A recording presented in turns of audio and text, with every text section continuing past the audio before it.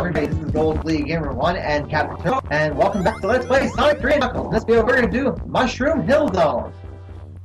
And we're going to start things off with a cutscene, apparently. Yeah. Yeah, Knuckles is essentially showing you where another one of those emerald stages are. If you press down on that thing again, you'll go into that room he just came out of. I can't believe I missed it. It's alright, like I say, it's not like going for Chaos Emeralds anyway. And I think at this point there's actually the Super Emeralds as well, so you need to get like 14 of them now to get anything. The sprint shoes. Ah yes, the speed shoes. Makes you go a lot faster, but obviously be careful. As if Sonic didn't move fast enough already. Well, like I say, in Sonic 1, actually they had to slow him down because he moved too fast. During programming stages, I mean. Yeah, well, Sonic 1, he didn't have Supersonic yet. No, I don't mean in terms of Supersonic, I just mean in general. When they were programming the game originally, they had to put a speed cap on him because he was going too fast for the screen. I think they removed that for Sonic 2 and 3, because in both Sonic 2 and 3 you can get a lot more speed, and you can actually outrun the screen in Sonic 2 as well. I'm careful here, because I honestly do think Mushroom Hill is where things start getting a little bit more tricky. This would usually be your first stage if you were playing Sonic and Knuckles alone, and to be honest, I think this is a pretty difficult first stage. I don't think it's hard or anything like that nowadays, but back when I was younger I used to have a lot of issues with this. Yeah, this definitely seems like a fun stage to me. Oh, it's a lot of fun to play, don't get me wrong, it's just, I definitely think Sonic and Knuckles' section of Sonic 3 and Knuckles is where things definitely start getting harder. Yeah. You know, Mushroom Hills can be difficult. The next stage, Flying Battery, can definitely be tricky if you don't take your time. Yeah, I forget, were Sonic 3 and Sonic and Knuckles both released in the same year? Yeah, they were released in the same year. There was just like 6 months apart from them. Yeah, I got that right. I remember Sonic 3 was released in '94. Yeah, I think it released around April, but don't quote me on that. Okay. I think Sonic and Knuckles was released in October, but again, I'm not entirely certain. I just know it was about 6 months difference. Oh. Again, I might be wrong about that. I know they were less than a year apart anyway. Okay. And like I say in the last part, they didn't really have to change much. It was just basically time constraints. While this, in cartridge space, why this wasn't one game instead of two.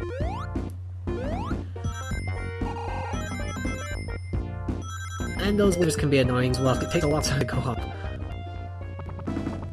And you get the lumberjack enemy now.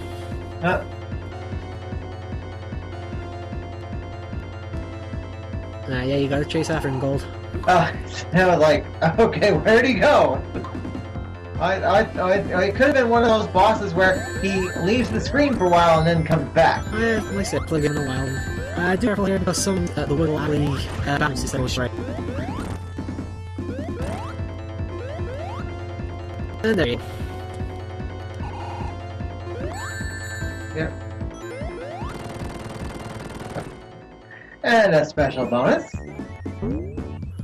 Yep, those are hidden usually anywhere on the ground where the star post goes, and actually you can kind of play tennis if you want with the star post. You'll get 100 times every time you hit it back up into the air. Oh. I don't see how that works, but okay. When the star post is coming down, just keep hitting it until, and you'll get 100 points every time. You can do that as long as you want. It's actually not a bad way to rack up points if you rack up lives and continues if you need it, but it takes a long time because it's only 100 points, as I said. I should try that sometime. Next time you're playing it, try it, because it does work, as I said. It's just obviously trying to keep it up in the air. And that only works with Sonic 3 and Knuckles? Yeah, you can only do it with Sonic 3 and Knuckles. Obviously, you can do it with Sonic 3 alone and Sonic and Knuckles alone, but if you mean like Sonic 2 and Sonic 1, no, you can't do it with those. Yeah, I mean like, it's something that doesn't work with standalone Sonic 3, but does work in Sonic 3 and Knuckles. No, it works with all versions of Sonic 3 and Knuckles, whether it be Sonic 3 alone, Sonic and Knuckles alone, or Sonic 3 and Knuckles. It works with all of them. It's Sonic 2 and Sonic 1 that it doesn't work with. Also, do you know if you've gone to Speed Demo's archive, you know that like they do not accept speed runs on standalone Sonic 3 or standalone Sonic and Knuckles. As I said, most people attribute Sonic 3 and Knuckles to one game, not two. As I said, while they were released as two separate games, and even nowadays, like on Xbox Live and PSN and stuff like that, they still release it as two separate games. The fans and gamers in general tend to see it as one game. Ah, cool.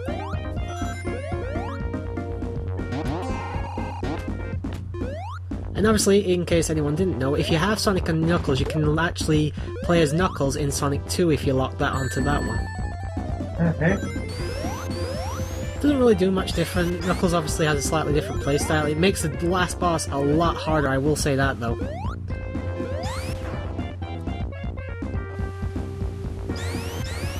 And Goal's being very careful here. Yeah, trying to be.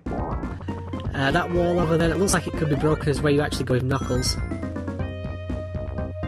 Yeah, I actually had a hard time with the swing here. Obviously. Yeah, I remember, actually, I can actually remember my first time playing this, and I was stuck here for about a good 5 minutes or so, because I could just not get the momentum and the jumping right. It's definitely a lot trickier than it currently looks, and that guy there is not making things easier for you. Yeah, he's not. This is where playing as Tails might come in handy, because obviously you can just fly across there, but yeah, it's... The Sonic, it can be a bit troubling. I was going to say traumatic then, but that's the wrong word to use. And unfortunately, Gold, you do have to try and do it. You can't get up there. Just, yeah, as I realized, okay, I guess the only way up is through with that swing. Yeah, unfortunately. Like I said, unless you're playing as Tails, but... Yeah, you're going to have to do this. There's no backing out of it. That's because Tails can fly, Sonic can't. Yep. Well, if you had the second controller, you could have someone fly Sonic across with Tails, but obviously this game comes with a multiplayer? No, it's just like in Sonic 2, you can technically do co-op if you've got a second controller and someone can control Tails while you're playing as Sonic in the main game. And if you have that, someone can fly you across as, using Tails. Sonic can just hang on. Do you know where you took the boss on in Marble Garden Zone where you had to fly? Yeah. That's pretty much the same thing. If you have someone else controlling Tails with a second controller, do it again here. I'll start flying them into his dance like cross. It's actually fun. It makes Tails not be useful if you have a second player with you. Oh, we get it this time? Yay! Yeah, of course we won't get to do it for the race because we are unable to do cooperate. Yeah, I would recommend it. Can be a communication between you. Oh yeah.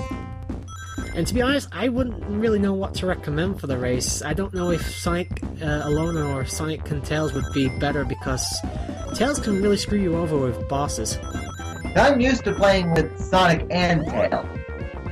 So am I, but what I mean is, you can be trying to hit the boss, but because Tails is closer, he'll get the hit, and the boss will have invincibility frames, and Sonic will basically take the hit. It's just a little bit, it's a little bit up in the air about which is better to use for a race. Obviously, if you're playing like this, Tails is better to use, but when you're in a rush, I honestly don't know which would be better. I might have to do a run of both. Try one with Sonic and Tails, and then one with Sonic alone.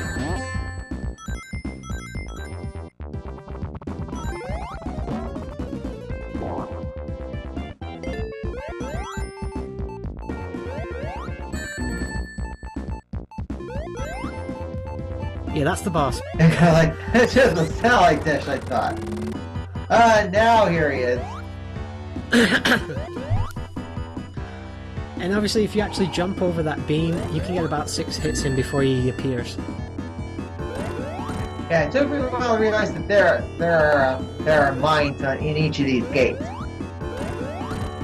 Yeah, I meant the beam that was coming out of the satellite a minute ago.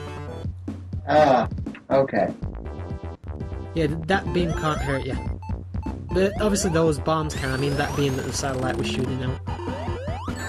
That right there.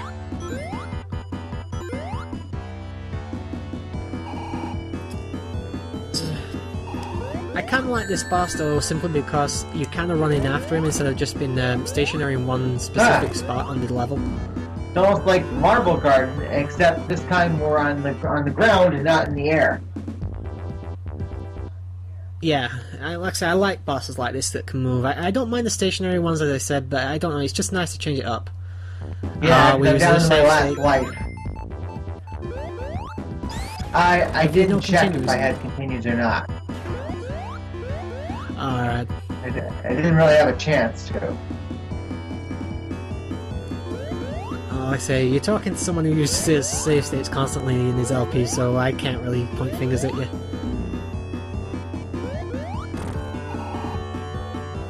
Yeah, be careful. Yeah, because even though the game is autosave, without continuous, they'll send you all the way back to the start of the zone. Yeah, you'll go back to the beginning of Act 1, you don't start off in, in the act that you die in. Yeah, the only way you If start you're in at Act that 2. same act And is you with a beat it. continue. And capsule hit, Yeah. and there you go. And I like the transition we have to the next zone at the end of this part. Alright, until next time, this is Gold League Gamer 1 and Captain Turbo. Later, folks. Goodbye.